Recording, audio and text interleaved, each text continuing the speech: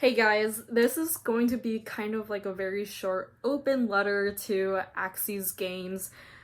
They've been kinda doing badly on the Otome game front. I will keep it short and simple. They kinda suck right now. So Aksys has been releasing a lot of video games called Otome games. I don't want to delve in too much about what they are, but they are mostly female targeted romance orientated games. They're very casual, they're visual novels, so there's not really much action going on, save for a few mini games or whatnot. But they're mostly just games that you read. They're novels, and you choose. There are times, decisions and choices that you make that can make you end up with a guy or not. You get good ends, bad ends. They're games designed for, countless replayability. You want to keep playing because you can unlock more stories and romance every single guy. Yeah, that's basically it. So Aksys is in charge of these things. They localize them, which means they translate these games and they release it in the Western market. They help publish it, they help getting it, PR, whatnot, into the households of people like me that really like Otome games. However, because Otome games are kind of very only popular in Asia, they're not like super popular here in the West. They've decided to take a very interesting turn with Otome games. They are saying that, Otome games that are, sparkles and butterflies and, cute stuff aren't really marketable because men wouldn't be too into them. So they're not going to make as much money.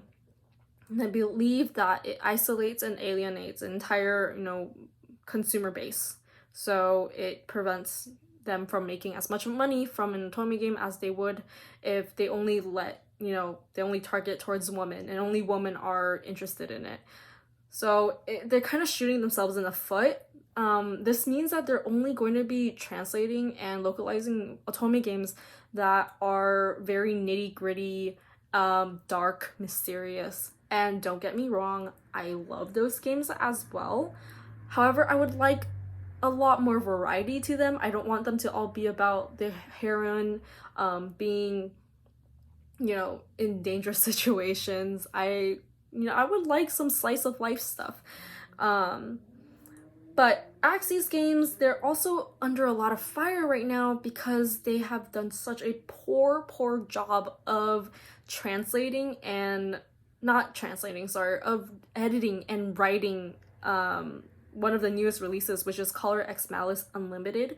It is the sequel to the first Color X Malice game, which I believe was it was fine. It wasn't terrible the way that they wrote and edited it. I think they actually put in a little bit more effort than they did on the sequel.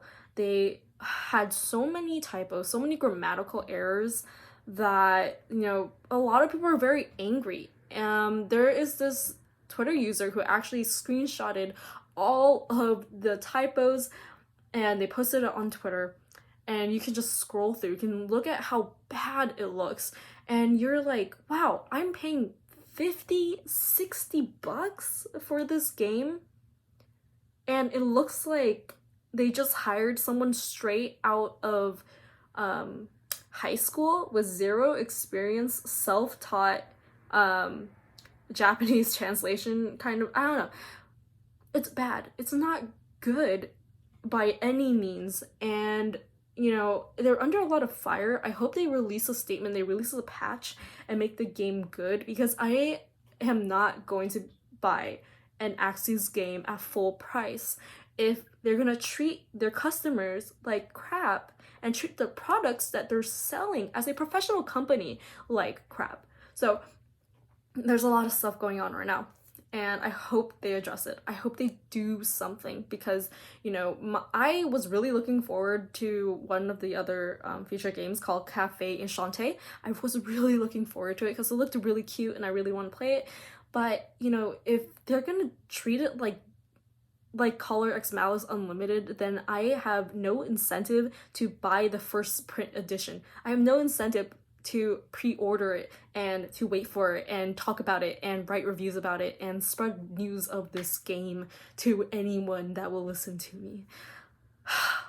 Anyway, rant over. I do have an announcement. I am actually recording and planning a podcast in the near future because I think that takes way less stress out of me, as like, you know, YouTube is, you gotta present a visual medium. It's something that I'm not really that good at doing. I talk about books most of the time too, so I can't just like slap over footage and like pictures and whatnot to fill in time where I'm just sitting down and talking. But you know, that's what's happening next. I don't know if I'm going to be transitioning fully to podcasting in the future. I will probably still make YouTube videos because I think, you know, there are things that I do want to like talk and, you know, gesticulate. But yeah, thank you so much for watching and staying on this channel for a very long time. I know I have not been the best at regularly updating and uploading, but trust me, it just takes time for me to edit, it takes time for me to upload too as well. Okay, thank you so much. I hope you guys like the next video that's gonna come out soon, and I hope you guys actually go to my podcast when it comes out. I'm really excited. I have, you know, a few friends that I have in mind that's gonna talk to me on the podcast, and it's gonna be very fun. I feel like it's very interesting to think about as well.